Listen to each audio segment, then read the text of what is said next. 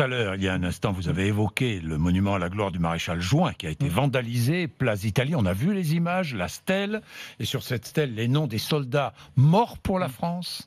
Mort pour la France dans la campagne d'Italie. Rappelez-nous, qui était le maréchal Juin? Alors, le maréchal Alphonse Juin, c'était un très grand soldat, mais un politique sans doute un peu moins brillant.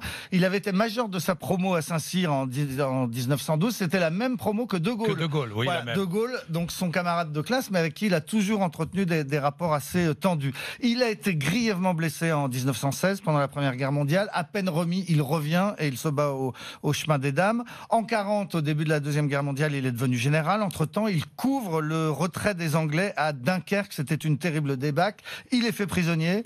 Il est libéré en 1941. À ce moment-là, il a failli être nommé ministre de la guerre par Pétain. Ça aurait été un tout autre destin. Il aurait fini sans doute en prison et non pas maréchal de France. Mais il ne reste pas à Vichy. Finalement, il est nommé en Afrique du Nord. Quand les Américains débarquent en 1942, il hésite. Hein. Voilà, il hésite quelques jours. Il demande même à ses hommes de se battre contre les Américains, mais très très peu de temps. Finalement, il fait le bon choix. Il se rallie aux Américains. Ensuite, à la tête de l'armée d'Afrique, eh bien, il débarque en Italie et surtout, il gagne cette bataille historique contre les nazis à Garigliano. 2000 morts quand même, 2000 morts pour la France. Et ces 2000 morts, eh ben, c'était en grande majorité des Marocains, notamment des brigades de montagne avec leurs ânes qui sont passés par les montagnes, qui ont surpris les Allemands, qui ont contourné à Monte-Cassino et qui ont permis de les avancer ensuite vers Rome et la victoire. Donc il a participé à la libération de la France.